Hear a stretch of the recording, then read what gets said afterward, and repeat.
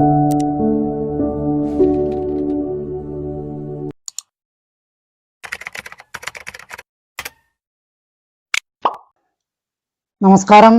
ഭാരതീയ കലകൾ, പ്രത്യേകിച്ച് കേരളത്തിൽ രൂപം കൊണ്ട കലകൾ അഭ്യസിപ്പിക്കുന്ന ഒരു കൽപ്പിത സർവകലാശാലയാണ് കേരള കലാമണ്ഡലം.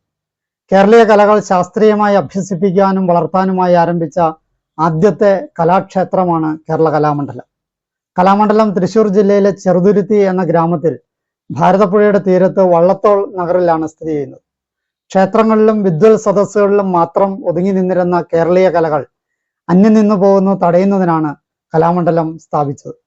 വിദ്യാർത്ഥികൾക്ക് കഥകളി, മോഹിനിയാട്ടം, കൂടിയാട്ടം, തുള്ളൽ, പഞ്ചവാദ്യം, ഭരതനാട്യം എന്നിങ്ങനെ പല കലകളിലും ശിക്ഷണം അവിടെ നൽകുന്നുണ്ട്.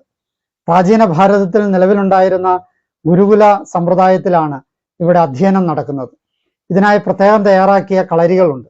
സ്വദേശികളും വിദേശികളും അടക്കം നിരവധി പേർ കലാമണ്ഡലത്തെയും കലകളെയും പറ്റി മനസ്സിലാക്കുന്നതിനും ഗവേഷണത്തിനുമായി ഇവിടെ എത്തുന്നുണ്ട്. ഇതിന്റെ ആരംഭകഥകളെ നോക്കാം.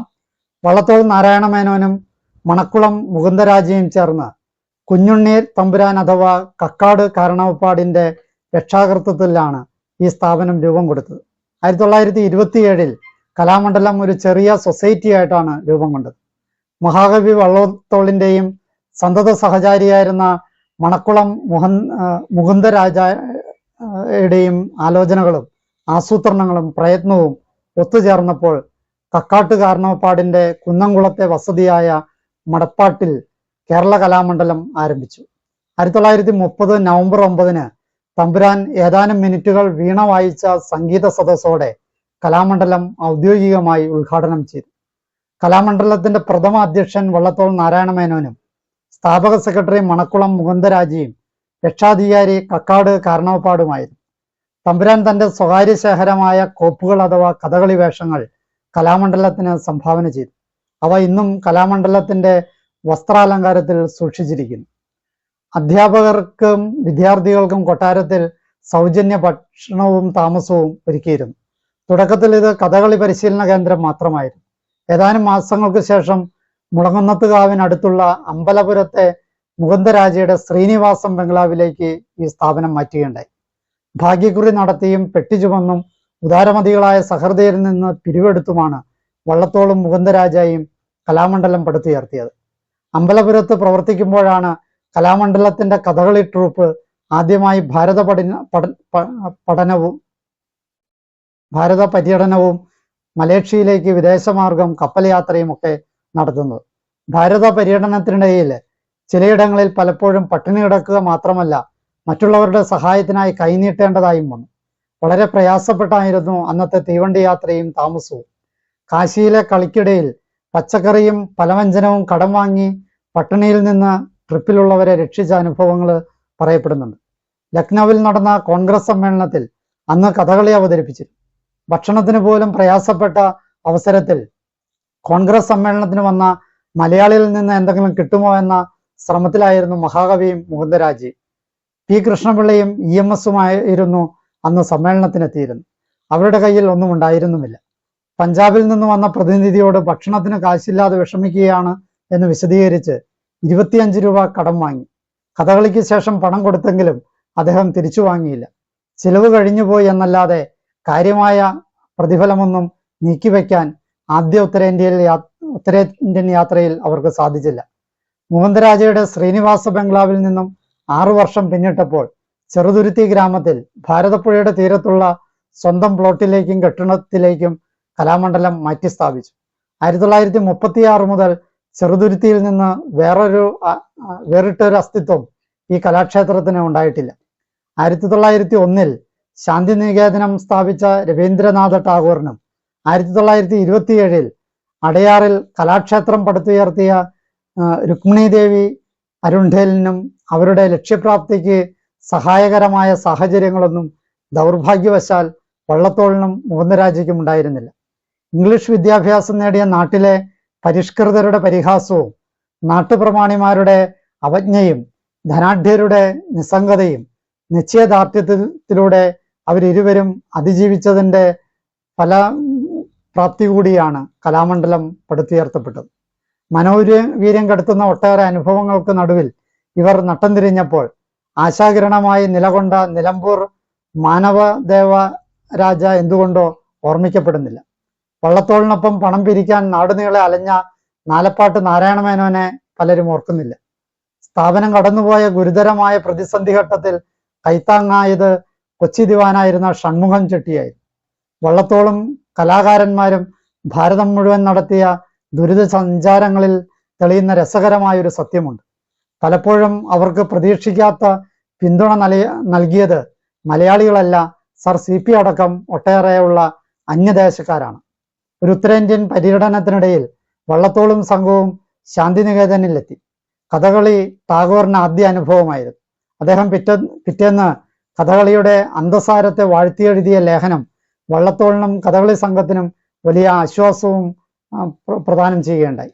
സംഘത്തിന്റെ തുടർന്നുള്ള യാത്രകൾക്കും കലാമണ്ഡലത്തിന്റെ നിത്യനിദാന ചെലവുകൾക്കും അത്യാവശ്യം വേണ്ട പണം ഈ ടാഗോറിന്റെ എഴുത്തുമൂലം സ്വരൂപിക്കാനായിട്ട് സാധിച്ചു. ധർമ്മശാലകളിൽ അന്തിയുറങ്ങിയും നാട്ടുരാജാക്കന്മാരുടെ കൃപാകടാക്ഷത്തിനായി യാചിച്ചും വള്ളത്തോളും മുകുന്ദരാജയും വടക്കേന്ത്യയിൽ നടത്തിയ യാത്രകൾ കലാമണ്ഡലത്തിന്റെ ജീവൻ നിലനിർത്താൻ വേണ്ടിയായിരുന്നു. സ്ഥാപന നടത്തിപ്പിനുള്ള ധനസമാഹരണത്തിനായി യൂറോപ്പിൽ കലാസംഘവുമായി യാത്ര പോകാൻ വള്ളത്തോൾ തയ്യാറെടുത്തെങ്കിലും രണ്ടാം ലോകമഹായുദ്ധം അദ്ദേഹത്തിന്റെ സകല കണക്കുകൂട്ടലുകളും തെറ്റിച്ചു. എന്നിട്ടും കവി നിർവീര്യനായില്ല. കവിയുടെ അദൃശ്യതയും ഭാവനാ വൈഭവവും മുകുന്ദരാജയുടെ കാര്യനിർവഹണ ശേഷിയുമായി സമന്വയിച്ചപ്പോൾ കലാമണ്ഡലം അതിന്റെ ബാലാരിഷ്ടതകളിൽ നിന്ന് കാലക്രമേണ വിടുതി നേടി. വിമർശനങ്ങളും ആക്ഷേപങ്ങളും അവരുടെ ഇച്ഛാശക്തിയെ കെടുത്തുവാൻ പര്യാപ്തമായില്ല. വിട്ടൊഴിയാത്ത ദൈന്യാവസ്ഥയിലും കലാമണ്ഡലത്തിലെ കലകളുടെ കളരികളിൽ വിട്ടുവീഴ്ചയ്ക്ക് സ്ഥാനമുണ്ടായിരുന്നില്ല. ഗുരുകുല അധിഷ്ഠിതമായ അഭ്യാസനത്തിന്റെയും സൂക്ഷ്മാനുഭവ സമൃദ്ധമായ ആവിഷ്കാരങ്ങളുടെയും അന്തരീക്ഷമായിരുന്നു ആരംഭകാലത്ത് കലാമണ്ഡലത്തിൽ ഉണ്ടായിരുന്നു. പുലർച്ചെ 3 മണിക്ക് എഴുന്നേറ്റ് കണ്ണിൽ വെണ്ണ പുരട്ടി കണ്ണുസാധകം ചെയ്യും. പിന്നെ ദേഹത്തിൽ കുഴമ്പ് തേച്ച് മെയ്സാധകം ചെയ്യും. അതിനുശേഷം ഉഴിച്ചിലും സംഗീത വിദ്യാർത്ഥികളുടെ സ്വരസാധകവും ഉണ്ടാകും. വാദ്യവിദ്യാർത്ഥികളുടെ കൈസാധകവും ആ സമയത്തായിരുന്നു. 7:30 മണിയായാൽ കുളിച്ച് നെയ്യൊഴിച്ച കഞ്ഞി കുടിക്കുക. 9 മണി മുതൽ 3 മണിക്കൂർ മുദ്രാഭിനയവും രസാഭിനയവും ആണ്. ഉച്ചയൂണ് കഴിഞ്ഞ് സാഹിത്യ പഠനം. 2:30 മുതൽ 5:30 വരെ ചൊല്ലിയാട്ടം. പിന്നെ കുളിയും പ്രാർത്ഥനയും കഴിഞ്ഞ് താളം പിടിക്കൽ, മുദ്ര തോന്നിക്കൽ എന്നിവയൊക്കെ. പഠിച്ചതിനെ കുറിച്ചുള്ള ചർച്ചകൾ രാത്രി. 9 മണിക്ക് അത്താഴം. ഇതായിരുന്നു ആദ്യകാലത്തെ കലാമണ്ഡലത്തിലെ ദിനചര്യ. വളർച്ചയുടെ കാലഘട്ടത്തെ നോക്കാം. 1931 കലാമണ്ഡലത്തിൽ മോഹിനിയാട്ടം പരിശീലിപ്പിച്ചു തുടങ്ങി.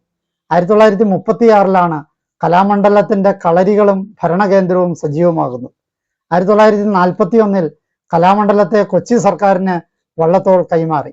അതോടെ കേരള കലാമണ്ഡലം ഒരു പൊതുസ്ഥാപനത്തിന്റെ പ്രവർത്തകന രീതിയിലേക്ക് മാറി. 1955 ഡിസംബർ അവസാന വാരം കലാമണ്ഡലത്തിന്റെ രജത ജൂബിലി ഉദ്ഘാടനം ചെയ്തു. കേരള കലാമണ്ഡലം സന്ദർശിച്ച ആദ്യ ഇന്ത്യൻ പ്രധാനമന്ത്രി ജവഹർലാൽ നെഹ്റു ആണ് അത് ഉദ്ഘാടനം ചെയ്തത്. ഉദ്ഘാടന ശേഷം കഥകളി കാണാനും അദ്ദേഹം സമയം കണ്ടെത്തി. ജവഹർലാൽ നെഹ്റുവിനോട് 25,000 രൂപയുടെ സാമ്പത്തിക സഹായം വള്ളത്തോൾ ആവശ്യപ്പെട്ടു. ഉദാരമതിയായ നെഹ്റു 1,00,000 രൂപയുടെ ചെക്ക് അയച്ചു കൊടുത്തു. അതോടൊപ്പം കഥകളിയിലെ പതിഞ്ഞകാല ശൃംഗാര രംഗത്തിന്റെ നീളം ഒരല്പം കുറയ്ക്കാൻ വള്ളത്തോളിനോട് നെഹ്റു അപേക്ഷിച്ചിരുന്നു. എന്നാൽ വള്ളത്തോൾ കലയുടെ കാര്യത്തിൽ വിട്ടുവീഴ്ചയ്ക്ക് തയ്യാറായില്ല. പിന്നീട് മൻമോഹൻ സിംഗ് ഉൾപ്പെടെ പല പ്രധാനമന്ത്രിമാരും കലാമണ്ഡലം സന്ദർശിച്ചിട്ടുണ്ട്. 1957 EMSന്റെ നേതൃത്വത്തിൽ കേരളത്തിൽ പുതുതായി രൂപീകരിച്ച കേരള സംസ്ഥാനത്തിന്റെ ആദ്യ മന്ത്രിസഭയ്ക്ക് കലാമണ്ഡലത്തെ സർക്കാർ ഏറ്റെടുത്ത് സർവകലാശാലയാക്കണമെന്ന ആവശ്യമുന്നയിച്ച് മഹാകവി കത്തെഴുതി. 1957 കലാമണ്ഡലത്തിന്റെ ഭരണം സംസ്ഥാന സർക്കാർ ഏറ്റെടുത്ത് ഗ്രാൻഡ് ഇൻ ഗ്രേഡ് സ്ഥാപനമാക്കി മാറ്റി. 1962 നവംബറിൽ കേരള ആർട്സ് അക്കാദമിയാക്കി ഉയർത്തി. പിന്നീട് വള്ളത്തോൾ ഭവനം മ്യൂസിയമാക്കി മാറ്റി. 1958 അക്കാദമി പദവി കിട്ടി. 1958 തന്നെ മഹാകവി വള്ളത്തോൾ ദിവംഗതനാവുകയും ചെയ്തു. 1963 കേരള സർക്കാർ കലാമണ്ഡലത്തിന് സ്റ്റേറ്റ് അക്കാദമി ഓഫ് ആർട്സ് എന്ന പദവി നൽകി. 1975 ജൂലൈ മാസത്തില് Travancore Cochin literary, scientific and charitable societies registration act പ്രകാരം സൊസൈറ്റിയായി കലാമണ്ഡലം രജിസ്റ്റർ ചെയ്തു. തുടർന്ന് സാംസ്കാരിക വകുപ്പ് രൂപീകൃതമായതോടുകൂടി കലാമണ്ഡലം അതിന്റെ കീഴിലായി. സർക്കാരിൽ നിന്ന് പദ്ധതിയേതര വിഭാഗങ്ങളിൽ വർഷം തോറും ലഭിച്ചു വരുന്ന ഗ്രാന്റാണ് കലാമണ്ഡലത്തിന്റെ സാമ്പത്തിക ആസ്തിയായി മാറിയത്. 1960 ശേഷം കലാമണ്ഡലത്തിൽ നിന്ന് നിരന്തരം വിദേശയാത്രകളായിരുന്നു. Europe, America, Canada, Australia, Britain, China, Russia, South Africa, Mexico, Thailand തുടങ്ങിയ രാജ്യങ്ങളിൽ കലാമണ്ഡലത്തിന്റെ പരിപാടികൾ അവതരിപ്പിക്കപ്പെടുകയുണ്ടായി. അവിടെയൊക്കെ യാത്ര നടത്തി കഥകളിയും കൂടിയാട്ടവും ഒക്കെ അവതരിപ്പിച്ചു. വാദ്യവിശേഷങ്ങളും സംഗീതവും വിദേശികളായ കലാസ്വാദകരെ വല്ലാതെ ഭ്രമിപ്പിച്ചു. ഇന്ത്യ സന്ദർശന വേളകളിൽ വിദേശികൾ കേരളവും കലാമണ്ഡലവും സന്ദർശിക്കുവാൻ താല്പര്യപ്പെട്ടു. ലോക സാംസ്കാരിക ഭൂപടത്തിൽ കേരളത്തിന്റെ ശബ്ദവും കാഴ്ചയും നാദവുമായി കേരള കലാമണ്ഡലം മാറി. സംഘടിതവും ചിട്ടയായതും അച്ചടക്കമുള്ളതുമായ രീതിശാസ്ത്രം പരിശീലനത്തിലും മഹാഗുരുക്കളുടെ ശിക്ഷണത്തിൽ നടത്തിയ പ്രകടനങ്ങളിലും സ്ഥാപനത്തിന് ലോകമെമ്പാടും പ്രശസ്തിയും അംഗീകാരവും നേടിക്കൊടുത്തു. 1990 വിവിധ പ്രകടന വിഭാഗങ്ങളിലെ പരിശീലനത്തോടൊപ്പം 8ാം ക്ലാസ് മുതൽ ഔപചാരിക സ്കൂൾ വിദ്യാഭ്യാസം കലാമണ്ഡലത്തിൽ ആരംഭിച്ചു. 2006 മാർച്ച് 14 കേരള കലാമണ്ഡലത്തെ കലാ സാംസ്കാരിക സർവകലാശാലയായി മാനവശേഷി മന്ത്രാലയം അംഗീകരിച്ചു. യൂണിവേഴ്സിറ്റി ഗ്രാന്റ്സ് കമ്മീഷന്റെ ഉപദേശപ്രകാരം കേരള സർക്കാരും അതിന്റെ memorandum of association and rules 2007 May 15 അംഗീകരിച്ചു. കലാമണ്ഡലം 2007 കേരളത്തിലെ ആദ്യത്തെ ഡീംഡ് യൂണിവേഴ്സിറ്റിയായി മാറി. തുടർന്ന് ഡോക്ടർ KG പൗലോസ് സർവകലാശാലയുടെ ആദ്യ വൈസ് ചാൻസലറായി. 2007 ജൂൺ 18 അദ്ദേഹം ചുമതലയേറ്റു.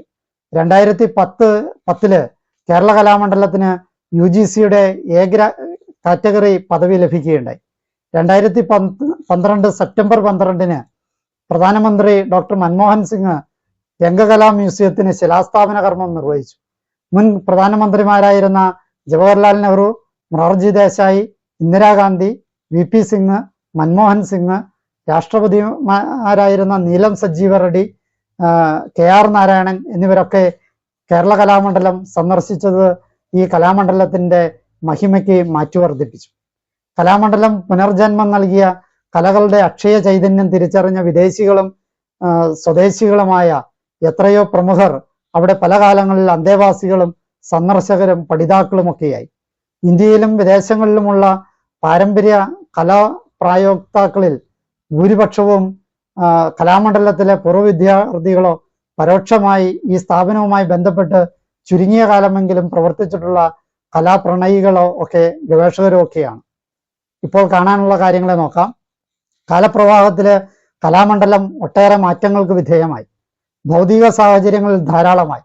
കൊച്ചി സർക്കാരിൻ്റെയും കേരള സർക്കാരിൻ്റെയും തണലിൽ പല കാലങ്ങളിലായി പുലർന്നു പോന്ന കലാമണ്ഡലം ഇപ്പോൾ സംസ്ഥാന സർക്കാരിൻ്റെ സാംസ്കാരിക വകുപ്പിന് കീഴിൽ പ്രവർത്തിച്ചു വരുന്ന കലാസ്ഥാപനമാണ്. കൂത്തമ്പലത്തെ കുറിച്ച് നോക്കാം. D. അപ്പുക്കുട്ടൻ നായർ രൂപകൽപ്പന ചെയ്തതാണ് കേരള കലാമണ്ഡലത്തിന്റെ കൂത്തമ്പലം.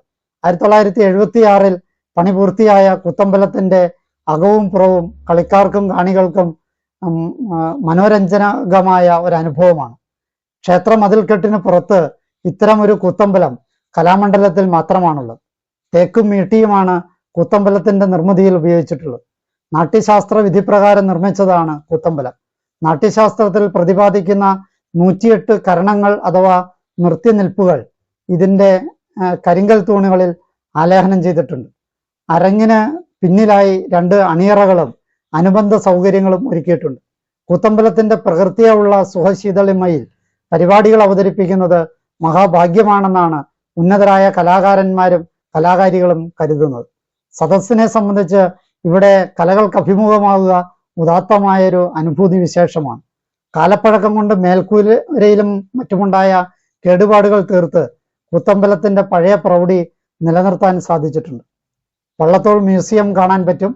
കലാമണ്ഡലത്തിന്റെ സ്ഥാപകൻ എന്ന നിലയിലും സാംസ്കാരിക നായകൻ എന്ന നിലയിലും വിവിധ രാഷ്ട്രങ്ങൾ സന്ദർശിച്ച് ഭാരതീയ സംസ്കാരത്തിന് വിപുലമായ അംഗീകാരം സാധ്യമാക്കിയ മഹാകവി വള്ളത്തോളിന്റെ സാഹിത്യ ജീവിതവും വ്യക്തിജീവിതവും അടയാളപ്പെടുത്തുന്ന നിരവധി വസ്തുക്കളുടെയും ഉപഹാരങ്ങളുടെയും അദ്ദേഹത്തിന്റെ തന്നെ കയ്യെഴുത്തു പ്രതികളുടെയും ചിട്ടയായ പ്രദർശനമാണ് ചെറുതുരുത്തിയിലെ വള്ളത്തോൾ മ്യൂസിയത്തിൽ ഒരുക്കിയിട്ടുള്ളത്. ആർട്ട് ഗാലറി അവിടെയുണ്ട്. കലാമണ്ഡലത്തിൽ പഠന വിഷയങ്ങളായ പ്രധാന കലാരൂപങ്ങളുടെ ഫൈബറിൽ തയ്യാറാക്കിയ പൂർണ്ണകായ ശില്പങ്ങൾ ആർട്ട് ഗാലറിയിൽ പ്രദർശനത്തിനുണ്ട്. പ്രസിദ്ധ ചിത്രകാരനായ കരുവാറ്റുമന വാസുദേവൻ നമ്പൂതിരി എന്ന ആർട്ടിസ്റ്റ് നമ്പൂതിരിയാണ് ഫൈബറിൽ ഈ ശില്പങ്ങൾക്ക് രൂപഭാവങ്ങളും ഹസ്തമുദ്ര മിഴിവും നൽകിയത്. കഥകളി, കൂടിയാട്ടം, മോഹിനിയാട്ടം, തുള്ളൽ എന്നിവയുടെ വർണ്ണദീപ്തവും ചേതോഹരവുമായ ശില്പങ്ങൾ സന്ദർശകർക്ക് നവ്യാനുഭവം പകരും. കൊപ്പറ നോക്കാം. കഥകളി, കൂടിയാട്ടം, തുള്ളൽ, ചാക്യാർകൂത്ത് എന്നിവയുടെ വേഷവിധാനങ്ങളും കിരീടങ്ങളും ആടയാഭരണങ്ങളും സന്ദർശകർക്ക് കാണാനാവുക കോപ്രയിലാണ്. പഴയതും പുതിയതുമായ വിവിധ മേക്കപ്പുകളും ആഭരണങ്ങളും മൂടുപടങ്ങളും ആയുധ സന്നാഹങ്ങളും നേരിൽ കണ്ട് മനസ്സിലാക്കുവാൻ കോപ്ര നമ്മെ സഹായിക്കുന്നു. ഗ്രന്ഥശാല ഉണ്ട് അവിടെ. 32,500-ലധികം ഗ്രന്ഥങ്ങളുള്ള കേരള കലാമണ്ഡലത്തിന്റെ ഗ്രന്ഥശാലയിലെ ഗ്രന്ഥങ്ങളിൽ 13,000 ഭാരതീയ കലകളെയും സംസ്കാരത്തെയും വിശദമായി പ്രതിപാദിക്കുന്നവയാണ്. കയ്യക്ഷരത്തിലുള്ള പ്രൗഢോജ്വലമായ ലേഖനങ്ങളും താളിയോല ഗ്രന്ഥങ്ങളും ഈ ശേഖരത്തിലുണ്ട്. റിസർച്ച് ജേണലുകളും മാസികകളും ആഴ്ചപ്പതിപ്പുകളും കൊണ്ട് സമ്പുഷ്ടമാണ് കലാമണ്ഡലം ലൈബ്രറി. കലാമണ്ഡലത്തിൽ ക്ഷണിതാക്കളായി വന്ന് കഥകളി, കൂടിയാട്ടം, മോഹിനിയാട്ടം തുടങ്ങിയ പരിപാടികൾ അവതരിപ്പിച്ച പ്രശസ്തരുടെ ആവിഷ്കാരങ്ങൾ ദൃശ്യാലേഖനം ചെയ്ത് ലൈബ്രറിയിൽ സൂക്ഷിച്ചിട്ടുണ്ട്. ഒരു പ്രോഗ്രാം നമുക്ക് കാണാൻ പറ്റും. ആചാര്യൻക്കൊപ്പം ഒരു ദിവസം എന്ന പ്രോഗ്രാം അവിടെ ഉണ്ട്. കൊല്ലം തോറും 1000-ൽ പരം സന്ദർശകർ ഇന്ത്യക്കകത്തു നിന്നും പുറത്തു നിന്നും കലാമണ്ഡലം കാണാനും അടുത്തറിയാനുമായി എത്തിച്ചേരുന്നുണ്ട്. ഇവർക്ക് കേരളീയ കലകൾ ഗാഢമായി പരിചയപ്പെടുവാൻ പാകത്തില് ആചാര്യർക്കൊരു ദിവസം എന്ന സാംസ്കാരിക പദ്ധതിക്ക് 2003-ൽ തുടക്കം കുറിച്ചു. വിനോദസഞ്ചാരവുമായി ബന്ധപ്പെട്ട കേരളത്തിലും പുറമേയുമുള്ള നിരവധി സ്ഥാപനങ്ങൾ മുഖേന ധാരാളം സന്ദർശകർ കലാമണ്ഡലത്തിൽ ഈ പരിപാടിക്കായി എത്തിച്ചേരുന്നുണ്ട്. കലാമണ്ഡലത്തിന്റെ 2 ക്യാമ്പസുകളും നാമമാത്രമായ ഫീസടച്ച് കണ്ടു മനസ്സിലാക്കാനുള്ള സുവർണ അവസരമാണ് സന്ദർശകർക്കുള്ളത്. വള്ളത്തോൾ പീഠത്തെ നോക്കാം. മലയാളത്തിന്റെ തലപ്പൊക്കമായിരുന്ന മഹാകവി വള്ളത്തോളിന്റെ കാവ്യങ്ങളെയും ഇതര കൃതികളെയും ബഹുമുഖ പ്രവർത്തനങ്ങളെയും സൂക്ഷ്മമായി പഠിക്കുന്നതിനും അവ പിൻതലമുറകൾക്കായി ആലേഖനം ചെയ്ത് സൂക്ഷിക്കുന്നതിനും വേണ്ടി സ്ഥാപിതമായതാണ് വള്ളത്തോൾ പീഠം. കലാമണ്ഡലത്തിന്റെ മുൻ ചെയർമാനും ജ്ഞാനപീഠ പുരസ്കാര ജേതാവുമായ പ്രൊഫസർ YNV കുറുപ്പാണ് വള്ളത്തോൾ പീഠത്തിന്റെ പ്രഥമ അധ്യക്ഷനായിരുന്നത്. Professor M Leelavathi, professor B Sugathakumari, doctor MM Basheer, doctor KP Mohanan എന്നിവരായിരുന്നു ആദ്യകാല അംഗങ്ങൾ. പ്രസിദ്ധീകരണമുണ്ട്. കേരളീയ കലകളെ, വിശേഷിച്ച് ശാസ്ത്രീയ ദൃശ്യ ശ്രാവ്യ കലകളെ വിശദമായി അപഗ്രഥിക്കുന്ന സൈദ്ധാന്തിക ഗ്രന്ഥങ്ങളും കേരള കലാമണ്ഡലത്തിന്റെ ചരിത്രം ഉൾപ്പെടെയുള്ള പുസ്തകങ്ങളും കലാമണ്ഡലം അച്ചടിച്ച് പ്രസിദ്ധപ്പെടുത്തിയിട്ടുണ്ട്. ഇപ്പോഴും പ്രസിദ്ധപ്പെടുത്തുന്നുമുണ്ട്. രംഗകലാ മ്യൂസിയം നോക്കാം. ആന്ധ്രയിലും കർണാടകത്തിലും ചെന്നൈയിലും കേരളത്തിലും ഒക്കെയുള്ള അറിയപ്പെടുന്നതും അറിയപ്പെടാത്തതുമായ ഒട്ടനേകം കലാരൂപങ്ങളുടെ പ്രകൃതവും സാരവും സാമാന്യ ജനതയ്ക്ക് പരിചയപ്പെടുത്തി കൊടുക്കാനുള്ള ബഹുവിധ കർമ്മപരിപാടികളുടെ ആവിഷ്കാര കേന്ദ്രമായിട്ടാണ് ദക്ഷിണേന്ത്യൻ രംഗകലാ മ്യൂസിയം വിഭാവനം ചെയ്തിട്ടുള്ളത്. പഠനകാര്യങ്ങളെ നോക്കാം. ഗുരുകുല സമ്പ്രദായത്തിലാണ് പഠനം നടത്തുന്നത്. പുലർച്ചെ 4:30 തുടങ്ങുന്ന സാധകം 6:30 വരെ തുടരും. 9 മണിക്ക് കളരിയിൽ അഭ്യാസം ആരംഭിക്കും. വൈകുന്നേരം കൂത്തമ്പലത്തിൽ കലകളുടെ അവതരണവും ഉണ്ടാകും. കലാപരിശീലനത്തോടൊപ്പം ആധുനിക വിദ്യാഭ്യാസ രീതി അനുസരിച്ച് പൊതുവിഷയങ്ങളും പഠിപ്പിക്കും.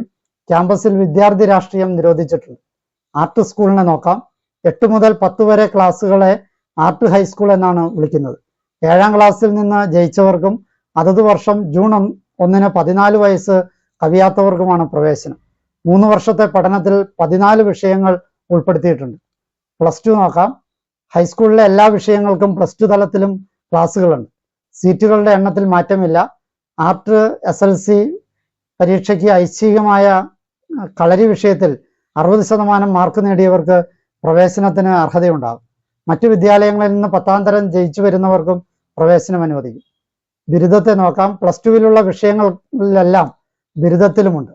3 വർഷ കോഴ്സിന് 6 സെമസ്റ്ററുകളാണുള്ളത്. 14 വിഷയങ്ങളിലും കോഴ്സുകളുണ്ട്. പ്ലസ് ടു പരീക്ഷയ്ക്ക് ഐച്ഛികമായ കളരി വിഷയത്തിൽ 60% മാർക്കുള്ളവർക്ക് പ്രവേശനം ലഭിക്കും. ബിരുദാനന്തര ബിരുദം നോക്കാം. 2 വർഷത്തെ കോഴ്സിൽ 12 വിഷയങ്ങളാണുള്ളത്. കഥകളി, കൂടിയാട്ടം, മൃദംഗം, ചെണ്ട, കർണാടക സംഗീതം, തുള്ളൽ, ചുട്ടി, കഥകളി സംഗീതം, തബല, മദ്ദളം, മിഴാവ്, മോഹിനിയാട്ടം എന്നിവയൊക്കെയാണ് വിഷയങ്ങൾ. ഗവേഷണത്തെ നോക്കാം. Integrated MPhil, PhD, direct PhD, പാരമ്പര്യ കലാവിഭാഗത്തിൽ നൃത്തം, കഥകളി, കൂടിയാട്ടം, തുള്ളൽ, സംഗീതം, വായ്പാട്ട്, ഉപകരണ സംഗീതം, വാദ്യം, താരതമ്യ പഠനങ്ങൾ എന്നിവയിലും കലാചര പഠന വിഭാഗത്തിൽ സാഹിത്യ പഠനം, ലാവണ്യശാസ്ത്രം, താരതമ്യ പഠനങ്ങൾ, ഫോക്ലോർ, കേരള ചരിത്രം, ഫൈൻ ആർട്സ് എന്നിവയിലും integrated MPhil, PhD, direct PhD എന്നിവയ്ക്ക് പ്രവേശനം നേടാനും പഠിക്കാനുമുള്ള സാഹചര്യം അവിടെയുണ്ട്. കലാമണ്ഡലത്തിലെ വിദ്യാർത്ഥികൾക്ക് ലോകമെമ്പാടുമുള്ള സ്നേഹികൾ ഏർപ്പെടുത്തിയിട്ടുള്ള സ്കോളർഷിപ്പുകളും മറ്റ് ധനസഹായങ്ങളും ലഭ്യമാണ്. 218 വിദ്യാർത്ഥികളുള്ള ഇവിടെ അധ്യാപകരും അനധ്യാപകരുമായി നിലവിൽ 235 പേരുണ്ട്. എന്നാൽ സർക്കാർ അംഗീകരിച്ച തസ്തിക 74 മാത്രമാണുള്ളത്. കേരള ടൂറിസത്തിന്റെ ധനസഹായത്തോടെ പണി കഴിപ്പിച്ച കലാഭ്യാസത്തിനുള്ള 8 കളരികളും വള്ളത്തോൾ സമാധിയും എണ്ണച്ചായ ചിത്രങ്ങളും നില ക്യാമ്പസിന്റെ സവിശേഷതകളാണ്. ഈ കഥകൾ എല്ലാവർക്കും ഇഷ്ടപ്പെട്ടു എന്ന് വിചാരിക്കുന്നു. ഒരിക്കലെങ്കിലും കേരള കലാമണ്ഡലം സന്ദർശിക്കുന്നത് ഒരു നവ്യമായ അനുഭവമായിരിക്കും. എന്നെ ശ്രമിച്ച നിങ്ങൾക്ക് നന്ദി. നല്ല നമസ്കാരം.